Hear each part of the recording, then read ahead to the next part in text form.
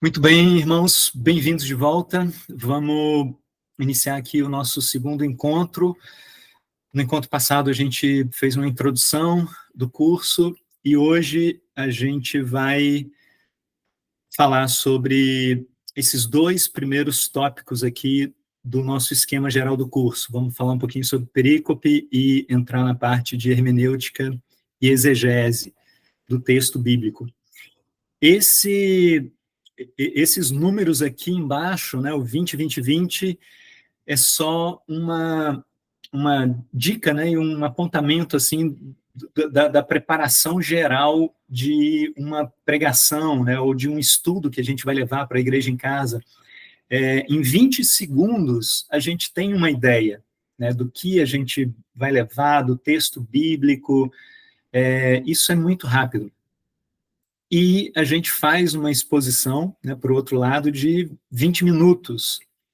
Mas o grande trabalho, né, o grande exercício é algo invisível, né, entre cada um de nós e Deus, ou às vezes participando, né, algum outro irmão em conversas, mas são 20 horas que a gente gasta, né, trabalhando para fazer esses 20 minutos de exposição. E esse trabalho é exatamente esse que a gente vai falar a partir de agora, né? Como que a gente trabalha com essa unidade textual, né? Como que a gente aplica os princípios hermenêuticos, né? Para fazer uma exegese ali do texto, para extrair o sentido original, para que a gente possa trabalhar com a aplicação e chegar no momento de expor essa palavra. Então, é só para a gente ter uma dimensão do trabalho em termos de tempo. Nesse segundo encontro, a gente vai passar por esses tópicos aqui, vamos aprofundar pequenas definições, né, que a gente viu no encontro anterior. Vamos falar um pouco mais sobre coração, né, falando sobre estudo, devoção pessoal e o Espírito Santo, o papel do Espírito de Deus em todo esse trabalho, né, de elaboração da pregação. Vamos falar um pouco sobre a autoridade da Bíblia, os princípios básicos de interpretação bíblica, né, os princípios hermenêuticos, Cristo como chave hermenêutica da Bíblia, como chave de interpretação da Bíblia, do texto à paráfrase, né, essa caminhada ao longo da elaboração da nossa mensagem, perguntas importantes que a gente pode fazer nessa fase de estudo do texto, e algumas ferramentas úteis, né? E esse vai ser o nosso segundo encontro. A gente falou no encontro passado a respeito dessa unidade textual, né? A unidade expositiva, que é um texto bíblico de sentido completo, né? É o que a gente chama de perícope. E com isso a gente pode definir o objetivo geral da nossa pregação, né? Por exemplo, a gente pega como perícope uma parte do Sermão da Montanha, por exemplo, né? Os primeiros versículos ali de Mateus 5, as bem-aventuranças. O objetivo dessa pregação vai ser levar para a igreja princípios elementares do reino de Deus, né? E eu vou fazer isso a partir do estudo desse texto bíblico. Algumas dicas para a gente escolher a perícope. Procure uma extensão adequada, na verdade, né? Nem algo muito longo e nem algo que perca o sentido por ser muito curto. A perícope pode ser um versículo, como a gente falou, ou pode ser uma sequência, né? Uma parte do evangelho, de um livro, ou pode ser até uma carta, como você pega Filemão, vou fazer a pregação ali em cima desse texto bíblico de Judas, né? Mas procure se atentar para a extensão da passagem, né? Uma leitura muito longa pode levar as pessoas a se perderem ali no meio do texto, que é o texto bíblico, né? Que é a coisa mais importante ali que vai ser base, né, para toda a mensagem. Prefira textos claros a textos obscuros. Por exemplo, eu lembro que no manual do discípulo, né, aqueles estudos básicos que a gente costuma usar ao estudar a Bíblia com amigos, a gente, falando da palavra de Deus, das tradições, né, inicialmente a gente costumava usar um texto de Mateus, né, que falava sobre isso. Não sei se quantos se lembram, né, a respeito disso. Mas o Evangelho de Mateus, ele fala dessas tradições judaicas e Mateus escreve o Evangelho muito voltado para o público judeu mesmo, apresentando Cristo, né, para aquele público. E aí é um público que já conhece as tradições muito bem, então ele não precisa detalhar muita coisa. E a mesma passagem é registrada, por exemplo, em Marcos, e Marcos tem um propósito de alcançar um público gentio, mais voltado, um evangelho mais voltado para os romanos, e ele se preocupa em explicar algumas nuances dos costumes judaicos. Então, para a gente hoje, o texto de Marcos é mais claro do que o texto de Mateus ao falar desse mesmo assunto, das tradições religiosas humanas. Então, se eu vou fazer uma pregação, eu vou optar pelo texto de Marcos. Ele é mais claro para o nosso entendimento, né, hoje em dia. Mas, enfim, isso uma dica que vale para muitos outros textos, muitas outras pregações que a gente faça. Uma coisa interessante, né, não evite textos familiares. Claro, né, a gente pode levar para a igreja textos que não são lidos com muita frequência, isso é ótimo, é maravilhoso. Cada vez mais a gente pode ajudar, né, a igreja, ou os nossos amigos, ou, enfim, a igreja em casa, a conhecer mais a fundo passagens que não são tão usuais assim das Escrituras. Mas, por outro lado, não devemos evitar textos, né, como Jesus e Zaqueu, né, que a gente já usou tanto em várias situações, ou qualquer outra passagem do Evangelho que a gente usa mais. Às vezes é a partir de um texto muito conhecido que a gente tira grandes verdades que vão fazer muita diferença na nossa vida e que até então a gente não estava se atentando para elas. A Bíblia é riquíssima. A gente vai ler o mesmo texto dezenas e dezenas de vezes e a gente sabe muito bem disso. Ela vai falar aos nossos corações. O propósito escolhido, a perícope, né?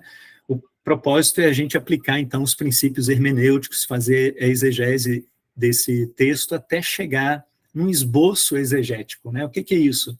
É a gente poder descrever com muita clareza a ideia principal da mensagem naquele texto e ideias secundárias. Não o que a gente quer, mas o que o texto diz para a gente, né?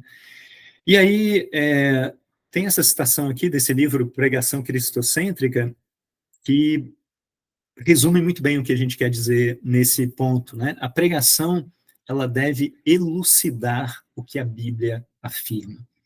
Esse é o trabalho da elaboração da pregação. É pegar o que a Bíblia fala e tornar isso mais palatável, mais inteligível, elucidar, esclarecer para a gente e para os nossos irmãos e irmãs aquela mensagem. A pregação elucida o que a Bíblia afirma.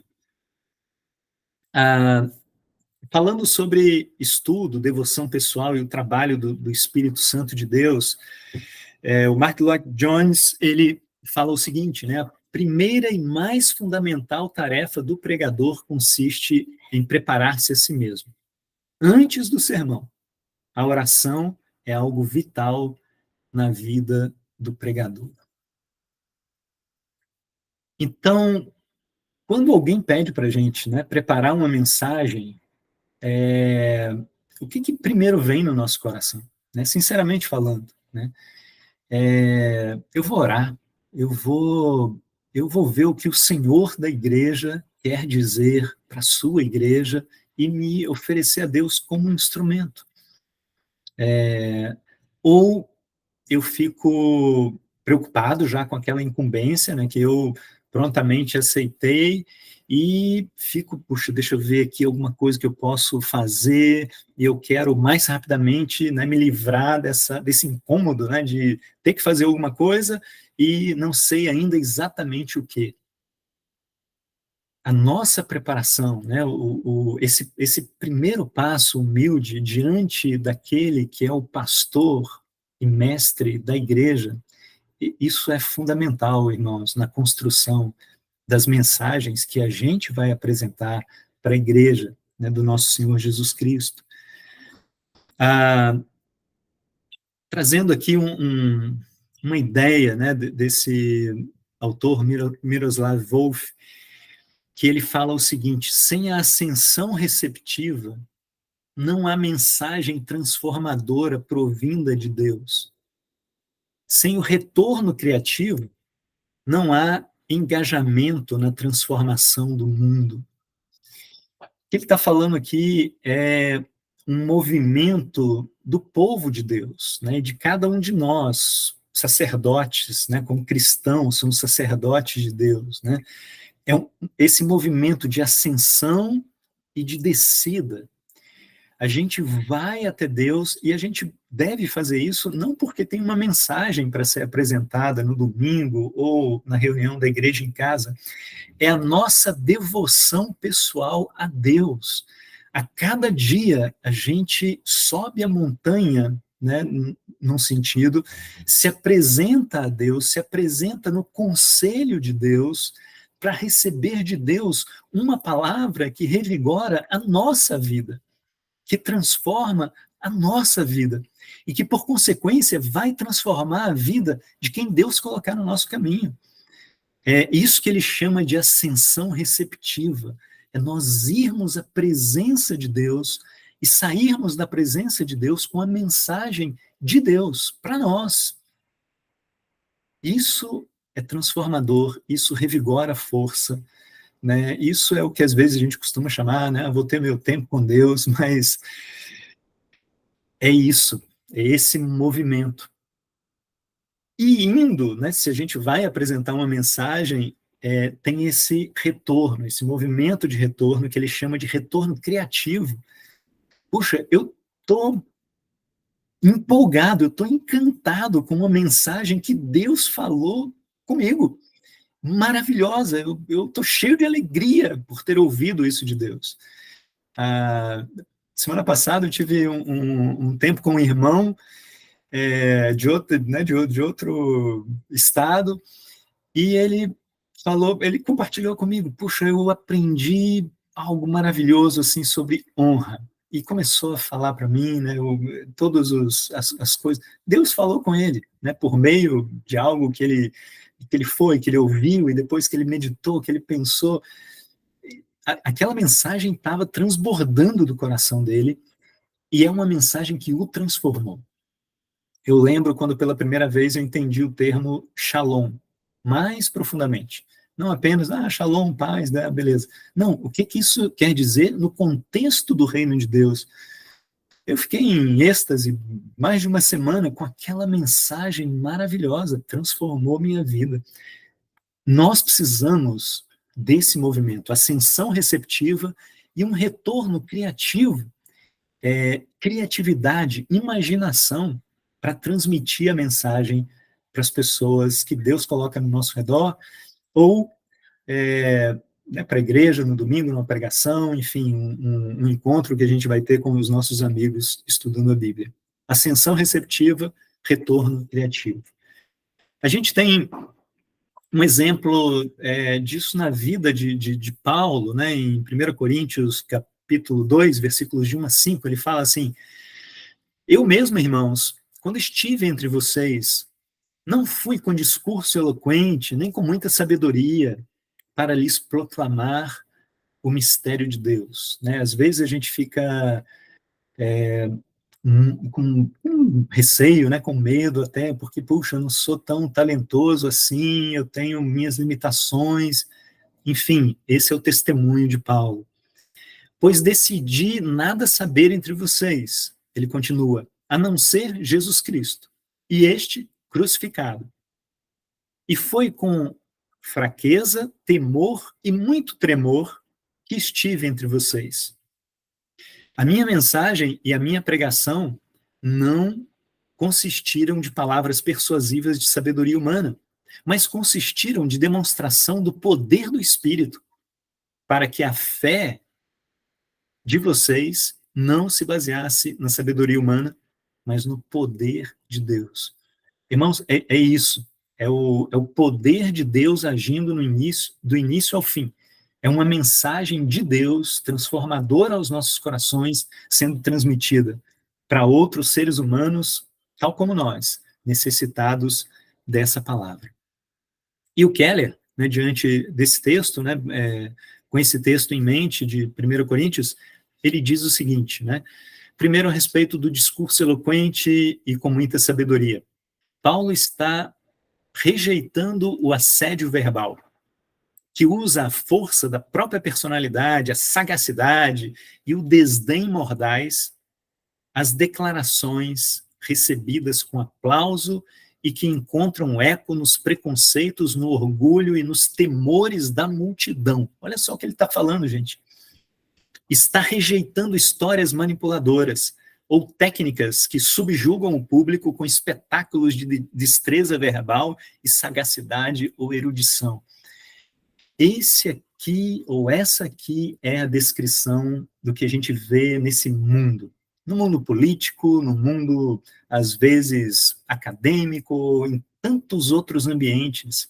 São discursos inflamados, com muita técnica e com muita ardilosidade, né? E com, às vezes, muito talento, né? Pessoas com o dom da oratória, que manipulam as pessoas, porque encontram eco nos preconceitos dos ouvintes e conseguem que multidões façam o que eles desejam que elas façam. Keller está falando, Paulo, assim como qualquer outro pregador cristão, deve rejeitar essas coisas. Devemos usar, sim, os talentos e as habilidades que Deus nos deu para a glória de Deus, para que o Espírito, por meio da elucidação do texto bíblico, trabalhe nos corações e transforme os preconceitos, transforme o que não é divino nas outras pessoas, por meio do poder da palavra e do Espírito que vai agir através da pregação. Nada de manipulação, mas um coração humilde diante de Deus, disposto a ouvir a palavra de Deus e transmitir essa palavra. E aí a gente vai para a demonstração do poder do Espírito. Esse é o verdadeiro poder, né? O Keller fala no livro dele, Pregação, né?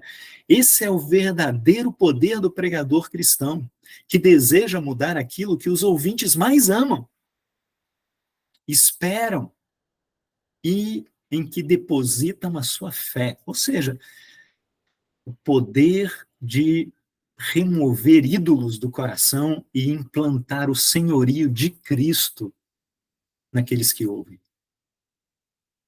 É assim que se transmite não apenas uma palestra informativa, mas um sermão que transforma vidas. Não se trata meramente de falar de Cristo, mas de mostrá-lo, de demonstrar a sua grandeza, de revelá-lo como alguém que é digno de louvor e adoração. Se o fizermos, o Espírito nos ajudará, porque essa é a sua grande missão no mundo. Essa é a proposta, irmãos, das Escrituras. É nós abraçarmos essa honra de comunicadores da mensagem de Deus e trabalharmos em honra com a cooperação do Espírito Santo de Deus. Nós como instrumentos, como canais, e o Espírito como o autor das grandes mudanças e das grandes transformações nos corações dos nossos irmãos e dos nossos amigos que ouvem a palavra de Deus. Para isso começa com o que Paulo fala, com temor, com tremor. Se a gente tem algum receio, puxa, num sentido, que bom, porque isso nos leva a depender desse poder de Deus e não confiar nas nossas próprias forças. Antigamente, né, séculos atrás, isso é usado até hoje, né, no âmbito, por exemplo, da Igreja Católica, né, tem uma coisa chamada imprimatur, né, que antes era usado como censura, né, hoje é usado como um selo de que aquela determinada obra ela está ok, ela está de acordo com as doutrinas da igreja, no caso, por exemplo, da Igreja Católica. Né? Então, você pega lá um livro, né, de cunho católico, abre lá, tem essa, logo nas primeiras páginas, tem um imprimatur lá da autoridade eclesiástica competente para isso. Né? E aí você pode dizer, puxa, esse livro aqui está ok com relação à doutrina.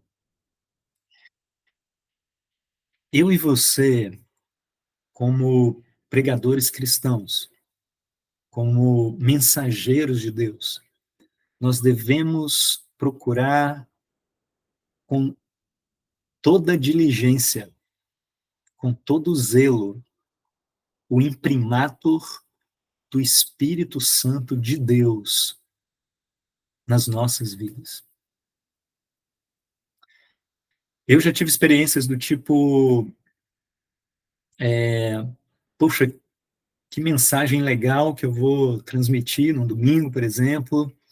Eu estou muito confiante e tem tanta coisa tão bacana aqui, e, e aí eu vou lá e não é. Minha sensação, né, não é lá de que foi como poderia ser. E já tive experiências de, caramba, eu estou muito inseguro aqui para transmitir essa mensagem, acho que não trabalhei o tempo suficiente nela, e eu vou orar, eu vou com temor e com tremor, e vou pedir ajuda e misericórdia e graça do Espírito Santo de Deus. E no final, o resultado, né, pelo menos aquele retorno, né, que a gente tem ali, né, de imediato, foi muito melhor.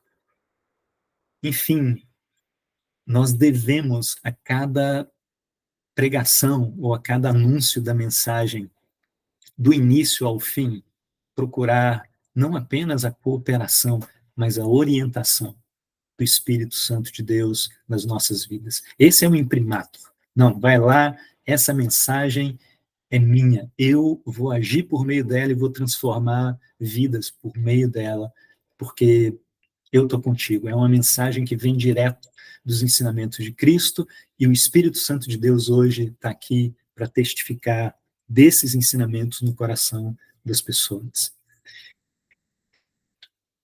O ponto da autoridade da Bíblia é fundamental, é algo básico que a gente sabe, mas a gente precisa cada vez mais internalizar isso, porque a grande autoridade não é né, o talento, a exposição em si, a grande autoridade é a palavra, e é o Espírito que trabalha por meio da palavra.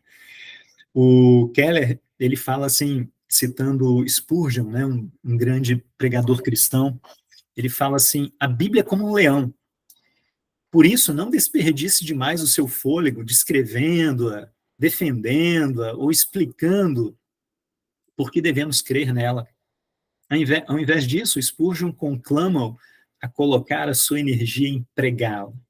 Pregá-la de forma simples, expondo de fato as pessoas a ela em sua forma mais clara e vívida. Aí, então, a autoridade e o poder extraordinários da palavra se tornarão evidentes por si mesmos, até mesmo nos cenários mais resistentes à autoridade entre as pessoas mais céticas. E quem está falando isso é o Keller, que é um já falecido, né, mas que teve muito êxito em comunicar a mensagem de Deus no mundo pós-contemporâneo, né, tendo um ministério numa cidade como Nova York e tendo experiências em vários outros lugares do mundo com muito êxito. Né? Esse é o testemunho que ele deixa para nós, né, depois de tantos anos de experiência com Deus. E ele continua falando, devemos pregar a palavra e não nossa opinião. Quando pregamos as Escrituras, falamos as palavras de Deus. É preciso deixar claro o sentido do texto e seu contexto, tanto no seu tempo histórico como no âmbito de toda a Escritura. Servir à palavra é fazer a sua exposição. Isto é, extrair a mensagem do texto com fidelidade e discernimento. Isso é trabalho do Espírito, tendo em vista todo o restante do ensino bíblico. Eu gosto especialmente dessa expressão que ele usa aqui, servir a palavra. Irmãos, quando nos dispomos, e como cristãos é inerente à nossa vida, né, independente de pregarmos, né, para um grande público ou não, é inerente à vida cristã sermos servos da palavra, servirmos. Eu não uso a palavra, né, para falar o que eu quero, expressar a minha opinião, mas eu me coloco como um servo da palavra. Isso, efetivamente, é ser servo de Cristo. E esse é um ponto muito importante para a gente.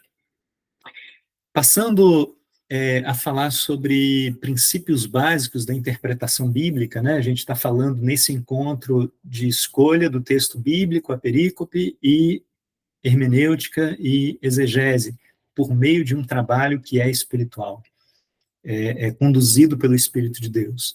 Falando de princípios básicos da interpretação bíblica, a gente tem aqui algumas coisas bem simples, mas que pode nos orientar. Primeiro, a Bíblia ensina apenas uma teologia. Ou seja, a Bíblia não é conflitante, a Bíblia harmoniza. A mensagem bíblica é harmônica, de Gênesis a Apocalipse. Se tem coisas diferentes ou divergentes ou entrando em conflito, a nossa interpretação está equivocada. Porque a Bíblia, a palavra de Deus, é perfeita e do início ao fim ela traz uma mensagem harmônica para os nossos corações. Diante disso, a gente tem um outro princípio de interpretação bíblica: a Bíblia interpreta a própria Bíblia. E lembrando que a gente está falando aqui para nós cristãos que temos convicção de que a Bíblia é a palavra de Deus, né? A gente não está num ambiente não cristão que a gente vai ter que demonstrar, né, que a Bíblia é um texto que tem evidências fortes, né, que é a palavra de Deus. Então a gente não está aqui simplesmente num raciocínio circular, né, mas num princípio de interpretação a partir da nossa fé. A Bíblia interpreta a própria Bíblia, ou seja, um texto pode esclarecer o sentido de outro texto. Temos uma regra de ouro, né, nos princípios hermenêuticos, expresso muito bem por essa frase, né? Texto fora do contexto é pretexto. Então, a gente descontextualizar um texto naqueles aspectos, né, literário, cultural, canônico, histórico, é pretexto dentro desse, né, de todos esses aspectos. Primeiro procura-se o sentido literal, depois o figurado, né? E por isso é importante a gente saber que tipo de literatura, né, a gente está lendo nas Escrituras. Então, quando a Bíblia fala, por exemplo, Paulo na estrada de Damasco, né, caiu do cavalo quando uma luz forte apareceu para ele, a primeira interpretação, aquilo ali é um texto, é um relato histórico do que aconteceu com Paulo. O que aconteceu?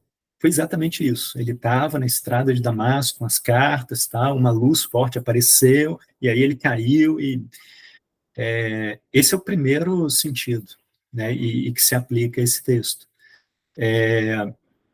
Seria equivocado a gente olhar para esse texto e tentá-lo, e tentar interpretá-lo no sentido figurado. Não, o cavalo significa isso, né, a luz significa aquilo, e por aí vai, né, aí a gente segue em devaneios, né.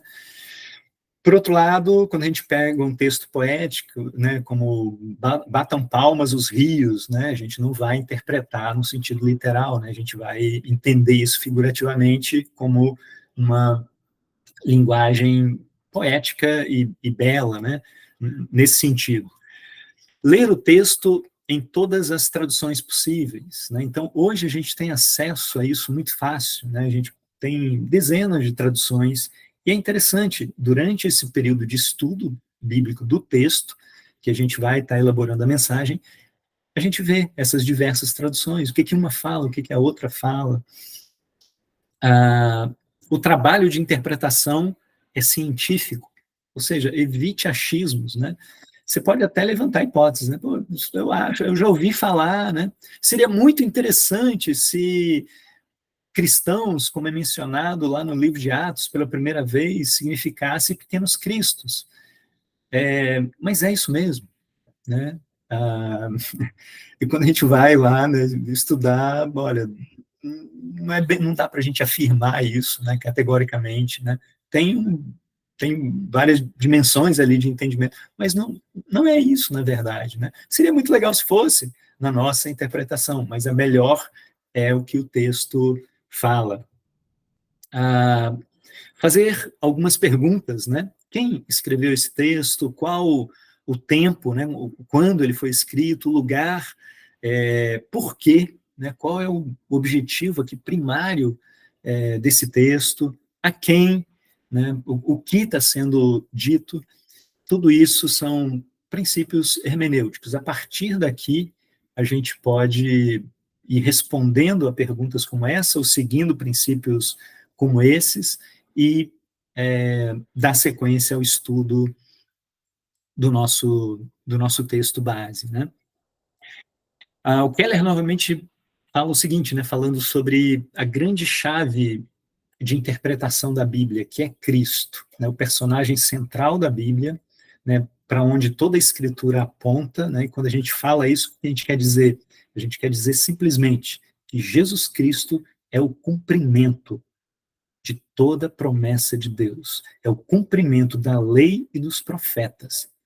Ele é a materialização das sombras, né, do Antigo Testamento.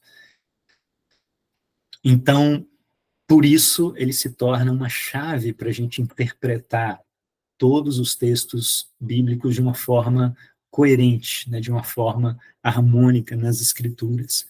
E o Keller fala sobre isso dizendo: Cristo é a chave que permite entender cada texto bíblico. E esse é o primeiro aspecto da boa pregação, entender o texto bíblico.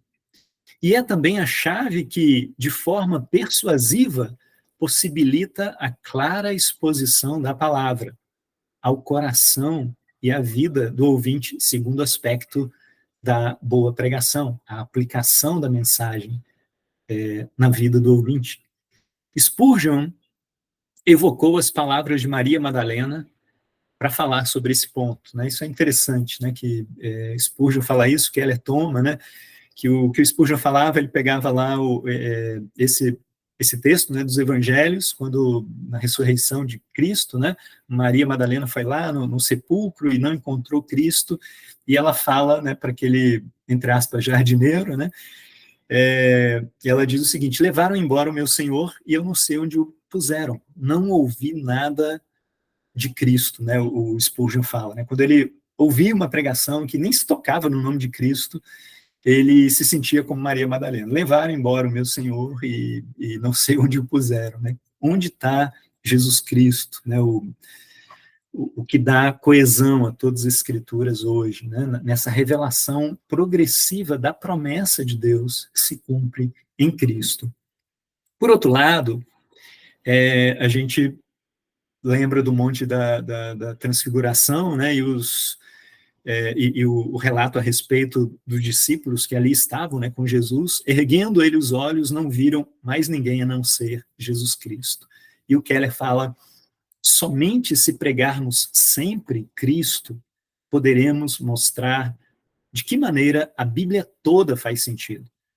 Somente quando enfatizarmos o Evangelho, que somos pecadores amados em Cristo, tão amados que não temos de nos desesperar quando erramos, e tão pecadores que não temos direito algum de nos sentirmos orgulhosos quando fazemos algo certo, poderemos ajudar nossos ouvintes a escapar de um mundo moralista e espiritualmente bipolar.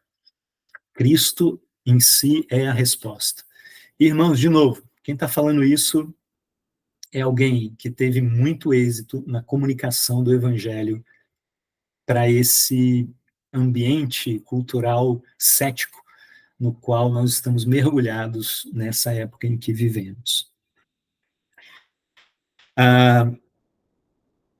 Continuando, né, Cristo, esse poder, né, e essa chave de interpretação bíblica está conosco todo o tempo, por meio do Espírito dele, o Espírito do Pai e do Filho que está conosco. Né? E a Bíblia fala em Mateus 18, porque onde estiverem 12 ou 13 reunidos em meu nome, ali estou no meio deles. Não é apenas um mero agrupamento de pessoas, Cristo está presente. Né? A gente lembrar disso, quando a gente está estudando a Bíblia, né, com os amigos, ou na igreja em casa, ou na igreja reunida, Cristo está ali, presente. É quase uma presença palpável, né, no meio do povo e nos irmãos, né, dentro do coração dos irmãos, por meio do Espírito. Este é o grande mistério da igreja. Existe algo na própria atmosfera do ajuntamento do povo de Cristo, quando este povo se reúne para adorar a Deus e ouvir a pregação do Evangelho. O Espírito está ali confirmando a mensagem que vem das Escrituras, o Espírito está pronto, né, a aproveitar cada espaço nos corações para promover as mudanças e imprimir, né, a mensagem nos corações. Lucas 24, né, caminho do Emaús lá, né, quando Jesus está ali com os discípulos, o que Jesus faz? Começando por Moisés e por todos os profetas, ele explica, ele desvenda, ele interpreta o significado do Antigo Testamento e fala tudo que consta a respeito dele em todas as Escrituras. Todas as Escrituras apontam para Cristo, porque tem em Cristo o seu cumprimento. E quando Jesus faz isso no caminho de Emaús, com os discípulos, a venda cai, né? As escamas caem dos seus olhos, eles percebem, o coração deles se aquece, e na comunhão, no partir do pão com Cristo, eles enxergam e contemplam o Senhor. Um outro tópico nesse trabalho de construção, né, exegético de estudo, a gente passa por essas fases, né, o texto, a análise do contexto, como a gente já falou algumas vezes, contexto histórico, cultural, canônico, literário, o estudo de algumas palavras, né, no texto, algumas palavras chamam a atenção, algumas palavras a gente percebe que são palavras importantes, e aí, aproveitando recursos que a gente tem, né, de comentários bíblicos, recursos na internet, vários deles gratuitos até, a gente pode estudar mais a fundo o significado na língua original daquelas palavras. Estudar traduções diferentes, né, como a gente falou, ajuda nesse sentido. Aí a gente chega nas ideias principal e secundárias do texto. Não do que a gente quer falar, mas do texto, do que o texto está falando. E aí a gente pode, com essas ideias, montar o nosso esboço exegético, que é simplesmente a ideia principal que a gente vai explorar com as ideias secundárias. E após esse estudo, a gente consegue falar com as nossas palavras aquela mensagem, aquele texto. E isso é o que vai ser exposto, na verdade, na pregação. Então, parafrasear é exatamente isso, né? Expressar a mensagem do texto de uma forma elucidadora com as nossas próprias palavras. E, por fim, uma dica interessante, né, que é uma boa prática. Depois que a mensagem está toda, né, estruturada na nossa mente, né, ali, o entendimento está pronto, faça esse exercício, né, esse desafio. Resuma a pregação em uma frase. Essa é o que é chamado ideia homilética. Mas é isso. Resuma a pregação numa frase. Então, ao final da pregação, se os irmãos saírem com isso aqui em mente, essa frase aqui, tá, beleza, esse é o propósito.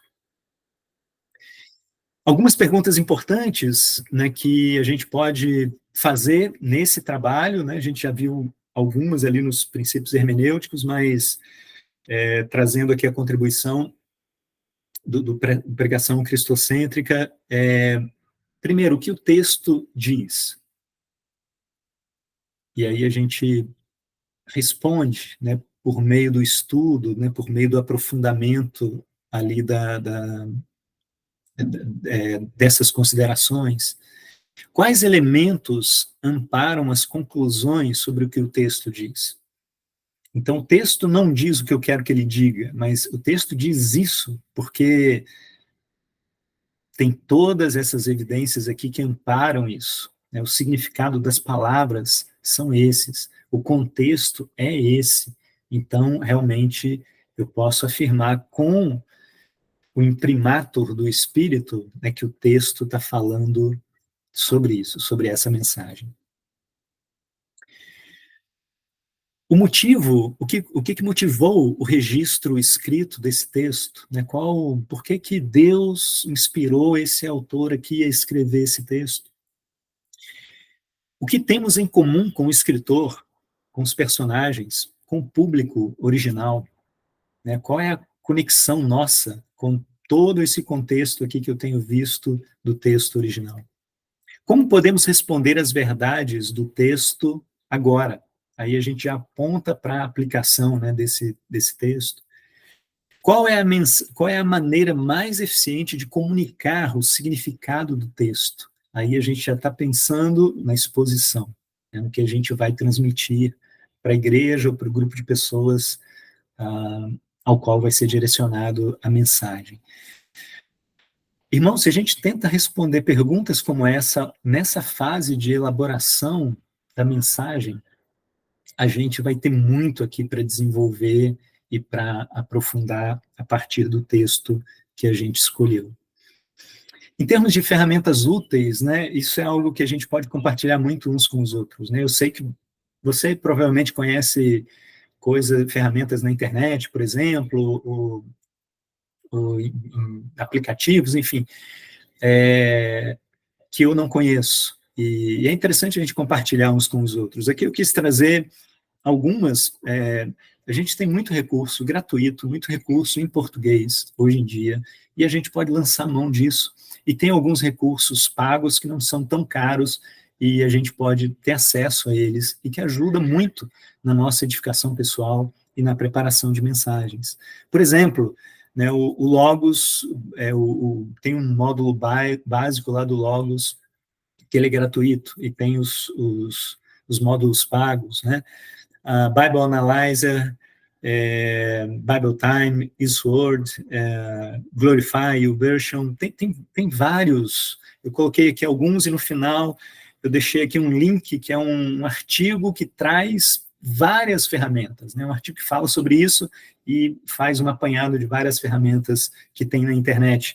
E aí a gente pode ir descobrindo isso e achar aquelas com as quais a gente tem mais afinidade, que a gente gosta mais, que é do nosso maior interesse.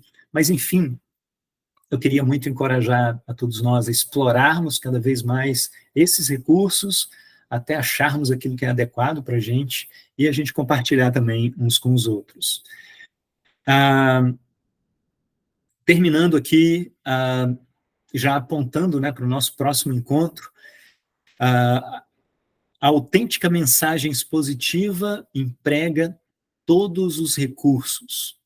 A escolha da perícope, a exegese, a ilustração, a organização, a entrega, apontando para a aplicação. Ou seja, aplicação é algo fundamental, e esse vai ser o tema do nosso próximo encontro, e tudo que a gente constrói aqui nesse estudo, né, se volta para como que a gente vai aplicar isso no nosso dia a dia.